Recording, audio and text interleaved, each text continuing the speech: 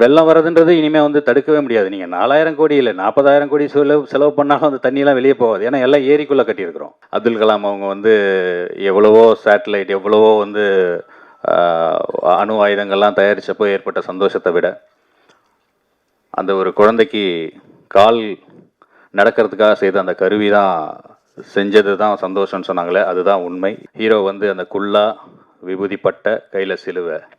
இது வந்து அப்போ நான் கேட்டேன், நீங்கள் என்ன தலைவர் ஃபேனா?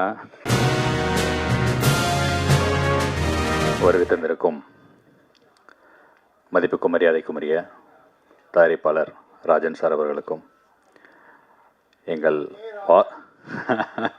ஒரு டென்ஷன் ஆகிறாங்க பாருங்க, கே ராஜன் சார் அவர்களுக்கும், என்னுடைய அன்பிற்கும் பாசத்திற்கும் உரிய அண்ணன் ஜாகவர்தங்கம் அவர்களுக்கும், புரட்சி இயக்குனர் பேரரசு சார் அவர்களுக்கும்,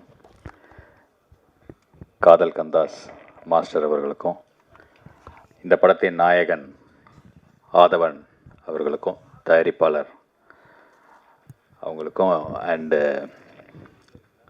படத்துடைய இயக்குனர் அவர்களுக்கும், என்னுடைய இனிய நண்பர் பாலு சார் அவர்களுக்கும். ஏன்னா அவர் தான் வந்து இந்த படம் ஸ்டார்ட் பண்ணி அவர் இந்த படம் ஒர்க் பண்ண ஆரம்பித்த டைம்லேருந்தே இந்த படத்தை பற்றின அப்டேட் எனக்கு சொல்லிகிட்டே இருப்பார். சார் இந்த படம் இங்கே ஷூட் போகிறோம், இந்த டைம் நாங்கள் ஆரம்பிக்கிறோம், இப்போ தான் ஒரு ஷெடியூல் முடிச்சுட்டு வந்தோம், போஸ்ட் ப்ரொடக்ஷன் போயிட்டுருக்குன்னு எனக்கு லைவ் அப்டேட் அப்பப்போ கொடுத்துட்டே இருப்பாங்க பாலு சார். ஸோ அவர் மூலிமா தான் இந்த டீம் பற்றி எனக்கு தெரியும், ஹீரோ பற்றி எனக்கு தெரியும். படத்தில் ரொம்ப ஸ்மார்ட்டான ஒரு ஹீரோ சார். அவர் ஹிந்தி ஆக்டர் மாதிரியே இருக்கார், புதுசாக பெருசாக வருவார், இந்த படத்தில் ரொம்ப நல்லா பண்ணிகிட்ருக்காரு அப்படின்னு சொல்லிகிட்டே இருப்பார். அவர் அடுத்து ஒரு படம் டைரக்ட் பண்ணும்போது கூட அவரையும் வச்சு ஒரு கதை ஒன்று பண்ணி வச்சு அவங்க வந்து சொல்லிட்டு இருந்தாங்க. நீங்கள் வந்திருக்கும் அத்தனை பத்திரிகை சகோதர சகோதரிகளும் இந்த நேரத்தில் பார்க்குறது ரொம்ப சந்தோஷமாக இருக்குது.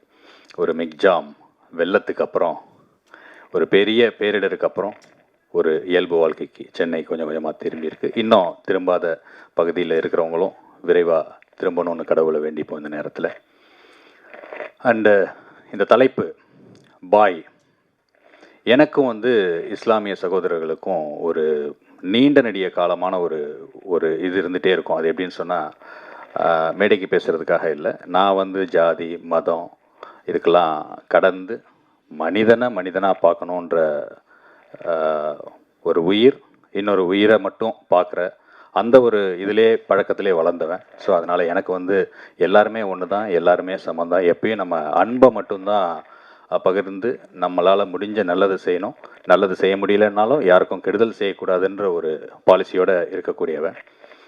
நான் வந்து காரைக்குடியில் பிறந்தவன். ஸோ காரைக்குடியில் எங்கள் ஏரியா பேர் வந்து அந்த காட்டுத்தலைவாசல், அந்த பள்ளிவாசல் சுவத்தில் தான் எங்களோட கடை வீடு பக்கத்தில், அது மாதிரி. ஸோ ஒவ்வொரு நாளும் தொழுகைக்கு போயிட்டு வரக்கூடிய அந்த இஸ்லாமிய சகோதரர்கள் நான் குழந்தையாக இருக்கும்போது என்னை தூக்கி கொஞ்சி அவங்க வந்து என்னை ப்ளஸ் பண்ணிட்டு தான் போவாங்க. தினந்தோறும் அங்கே ஒரு 100 பாய்கள் வந்தால் கூட என்னை வந்து தூக்கி கொஞ்சி அவ்வளோ பிரியமாக வச்சுருப்பாங்க. அதோடைய கனெக்டிவிட்டியோ என்னமோ தெரில, இன்றைக்கும் எனக்கு நிறைய இஸ்லாமிய சகோதரர் இருக்காங்க. இன்றைக்கும் பார்த்திங்கன்னா தென்னிந்திய தர்கா அசோசியேஷன், முஸ்லீம்ஸ் அசோசியேஷன்ஸ், அந்த மாஸ்க் அசோசியேஷன்ஸோட பிரசிடென்ட்ஸ் எல்லாருமே எனக்கு ரொம்ப நெருங்கிய நண்பர்கள். ஒரு நாகூர் தர்காவாக இருக்கட்டும், பிரான்மலை தர்காவாக இருக்கட்டும், நிறைய தர்காவிலேருந்து என்னை தேடி என் வீட்டுக்கு வந்து என்னை வந்து என் கூட அந்தளவுக்கு ஒரு நட்போடு இருப்பாங்க. இப்போது நான் இஃப்தார் நோன்பு எல்லா நிகழ்ச்சியிலையும் நான் வந்து கலந்துக்குவேன். ஒவ்வொரு வாட்டியும் இந்த டைட்டில் சொன்னோன்னே நான் வந்து அவர்கிட்ட டைரக்டர்கிட்ட கேட்டேன், சார் டைட்டில் வந்து நீங்கள் பாயின்னு வச்சுருக்கீங்க, ட்ரெய்லர் வேறு அவர் என்கிட்ட காமிச்சார். ஸோ காமிக்கும்போது ஏதாவது ஒரு கான்ட்ரவர்சி ஆகிடுச்சுன்னா நம்ம பதில் சொல்ல முடியாது சார், படம் வந்து எதுவும் கான்ட்ரவர்சி இல்லாத கரெக்டாக இருக்கா அப்படின்னாரு. அதுக்கப்புறம் போஸ்டர் டிசைன் காமிச்சார். டிசைன் காமிச்சோன்னே ஹீரோ வந்து அந்த குல்லா விபூதிப்பட்ட கையில் சிலுவை. இது வந்து அப்போ நான் கேட்டேன், நீங்கள் என்ன தலைவர் ஃபேனா? இது ஜக்குபாயோடைய இன்ஸ்பிரேஷன் மாதிரி இருக்கு. ஏன்னா ஜக்குபாய் படத்தில் அந்த போஸ்டர் லுக்கு வந்து அப்படி தான் இருக்கும் அப்படின்னா. ஆமாம் சார், நான் தலைவர் ஃபேன் தான் சார் அப்படின்னாரு. ஸோ இது ஒரு மத நல்லிணக்க படம் தான் சார், அதில் எந்த டவுட்டும் வேணாம், இதில் எந்த கான்ட்ரவர்சியும் டெஃபினட்டாக இருக்காது, எந்த சமூகத்தையும் நம்ம வந்து தவறாக சொல்லலை, மனிதநேயத்தை தான் நம்ம சொல்கிறோம் அப்படின்னு சொல்லி அவர் அஷூரன்ஸ் கொடுத்ததுக்கப்புறம் தான் நான் வரத்துக்கே ஒத்துக்கிட்டேன். ஏன்னா நம்ம வந்து நண்பர்கள் அப்படின்னு சொல்லிட்டு நம்ம ஃபங்க்ஷன் வந்து பேசிட்டு அது சேனலில் வரும்போது வேறு வேறு தலைப்பில் வருது. தேவையில்லாத கான்ட்ரவர்சியில் நம்மளும் மாட்டிக்கிறோம். ஏன்னா நிறைய பேர் வந்து முழு வீடியோவை பார்க்குறதில்ல. அது ஸ்க்ரீன்ஷாட்டில் வரும்போதும் அது ஹெட்டிங்கை பார்த்துட்டு கமெண்ட்டை போட்டுக்கிட்டு ஏதோ ஒரு விஷயம் அப்படியே ஸ்ப்ரெட் ஆகிட்டே இருக்குது, சோஷியல் மீடியாவுடைய அந்த ஒரு இம்பேக்ட். ஸோ அதனால் எதுவாக இருந்தாலும் நம்மளும் அதை கொஞ்சம் தீர விசாரித்து கேட்டுட்டு அதில் உள்ளே வர்றது அப்படின்றது இருக்கேன். ஏன்னா இந்த டெக்னாலஜியோடைய வளர்ச்சியில் சார் சொல்லும்போது, ராஜன் சார் அவங்க ராஜன் சார் அவங்க சொல்லும்போது ராஜன் சார் அவங்க சொல்லும்போது அப்துல் கலாம் அவங்க வந்து எவ்வளவோ சேட்டலைட், எவ்வளவோ வந்து அணு ஆயுதங்கள்லாம் தயாரித்தப்போ ஏற்பட்ட சந்தோஷத்தை விட அந்த ஒரு குழந்தைக்கு கால் நடக்கிறதுக்காக செய்த அந்த கருவி தான் செஞ்சது தான் சந்தோஷம்னு சொன்னாங்களே, அதுதான் உண்மை. ஏன்னா இன்றைக்கி எவ்வளவோ நவீன விஞ்ஞானம் முன்னேறிட்டு இருக்கு, எவ்வளவோ நவீன விஞ்ஞானம் முன்னேறிட்டு இருக்கு. பட் வந்து இந்த உலகம் பூரா அதில் போர்க்கருவிகள் செய்கிறதுக்கான யுக்திகளை தான் யோசிக்குது. உலக நாடுகள் நீங்கள் எல்லா நாட்டிலையும் பாருங்கள், உலகத்திலேயே மனித சமுதாயம் எதற்காக பணத்தை அதிகமாக செலவு செய்யுது அப்படின்னு சொன்னால் போர்க்கருவிகள், போர் விமானங்கள், அந்த இராணுவ தளவாடங்கள் இதெல்லாம் வாங்கிறதுக்காக தான் வந்து அவன் வந்து செய்கிறான்.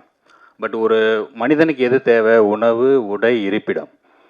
இந்த உலக நாடுகள் எல்லாமே வந்து இந்த இராணுவத்துக்காக செலவு செய்கிற பட்ஜெட் இருக்கு இல்லையா, ஒவ்வொரு ஆண்டும் நம்ம இந்தியா உள்பட இராணுவத்துக்கு செய்கிற பட்ஜெட் நீங்கள் போட்டு பாருங்கள். அண்டு மற்ற மனிதனுடைய அடிப்படை தேவையான கல்வி, மருத்துவம், இதுக்கு செய்கிற பட்ஜெட் பார்த்தீங்கன்னு சொன்னால் கண்டிப்பாக கம்மியாக தான் இருக்கும். ஏன்னு சொன்னால் அந்த காலத்தில் கல்வி அறிவு இல்லாத காலத்தில் மனுஷன் வந்து ஒருத்தன் அடிச்சுக்கிட்டு இடத்த பிடிங்கிக்கிறதுக்காக அவன் வந்து சண்டை செஞ்சுட்டு இருந்தான். இன்றைக்கி நமக்கு எஜுகேஷன் சிஸ்டம் இவ்வளோ அழகாக வளர்ந்துருக்கு, படிச்சிருக்கிறோம், பண்பட்டு இருக்கிறோம், மனிதர்கள் ஒவ்வொருத்தரை எவ்வளவோ வந்து அட்வான்ஸ் விஷயங்கள்லாம் வந்திருக்கு. இந்த அட்வான்ஸ் டெக்னாலஜி வச்சு மனுஷன் அழிக்கிறான்னு சொன்னால் அவனுக்கு அந்த அறிவு எதுக்கு, அந்த கல்வி எதுக்கு, அவன் எதுக்கு படிக்கிறான் அப்படின்ற யோசனைகள் தான் வருது.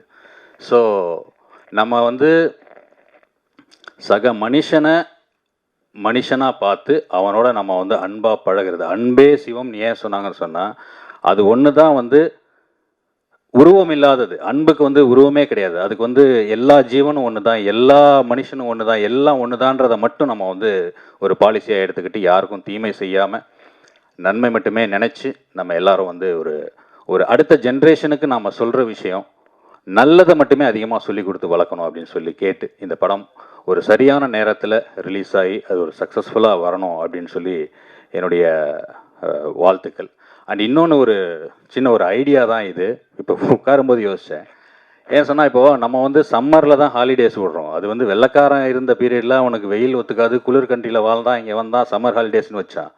நம்மெல்லாம் வெயிலோடையே உறவாடி வெயிலோடையே வாழ்ந்து வந்த நமக்கு வந்து சம்மர் வந்து நம்மளை பெருசாக எந்த தொந்தரவும் பண்ண போகிறது கிடையாது. அதனால் இந்த சம்மர் ஹாலிடேஸை அரசாங்கங்கள்லாம் சேர்ந்து அந்த மழை காலத்தில் லீவ் விட்டுட்டாங்கன்னு சொன்னால் அவங்கவுங்க சொந்த ஊருக்கு போயிடுவாங்க, வெள்ள பாதிப்பில் பெருசாக மாட்ட மாட்டாங்க. ஸோ நவம்பர் டிசம்பரில் நம்ம ஸ்கூல் வைக்கிறது, அப்புறம் அதுக்கு லீவ் வர்றது, பசங்களையும் டென்ஷனாக வச்சுக்கிறது, அவங்க நியூஸில் இந்த வானிலை அறிக்கை எப்போ வரும்னு பசங்க எஜுகேஷன் அது பெருசாக பாதிக்குது. ஸோ நவம்பர் டிசம்பர் மழை வருதுன்றது கம்பல்சரி தெரிஞ்சு போச்சு. வெள்ளம் வரதுன்றது இனிமேல் வந்து தடுக்கவே முடியாது. நீங்கள் 4000 கோடி இல்லை 40,000 கோடி செலவு பண்ணாலும் அந்த தண்ணியெல்லாம் வெளியே போகாது. ஏன்னா எல்லாம் ஏரிக்குள்ளே கட்டியிருக்கிறோம், அது வந்து வெளியிலே போகாது. நம்மாழ்வார் ஐயா வந்து எப்போயோ சொல்லியிருக்காங்க, இது மாதிரி வந்து இனிமேல் வந்து காலநிலை மாற்றம் அதிகமாகிடுச்சு, பருவமழை வந்து இனிமேல் தப்பி போயிடுச்சு, வரப்போகிறது எல்லாமே புயல் மழை தான். புயல் மழை வந்து இவ்வளோ தான் பெய்யும், இத்தனை சென்டிமீட்டர் தான் பெய்யும்னு கணக்கே கிடையாது, எவ்வளோ வேணால் பெய்யும், அது பெரிய டிசாஸ்டர் தான் போய் முடியும் அப்படின்னு சொல்லி. ஸோ அந்த லீவ் விஷயத்தை வந்து நவம்பர் டிசம்பருக்கு ஷிஃப்ட் பண்ணிட்டோன்னு சொன்னால் எல்லாருமே சென்னைக்கு வாழ வந்தவங்க தான். இப்போ நான் கூட லீவுன்னு சொன்னால் ஒரு 2 மாதம் ஊருக்கு போயிட போகிறேன், வெள்ளம் பாட்டுக்கு வந்துட்டு போயிட போகுது. போனதுக்கப்புறம் திருப்பி ஜனவரியில் வந்து நம்ம ஃப்ரெஷ்ஷாக நம்ம வேலைகளை ஆரம்பிச்சுக்கலாம். ஸோ அதை வந்து அரசாங்கங்கள் ஒரு பரிசீலனை பண்ணணும் இந்த நேரத்தில் அப்படின்னு கேட்டு இந்த படம் வெற்றி அடையணும் அப்படின்னு சொல்லி கடவுளை வேண்டி வணங்கி விடைபெறுகிறேன். நன்றி, வணக்கம்.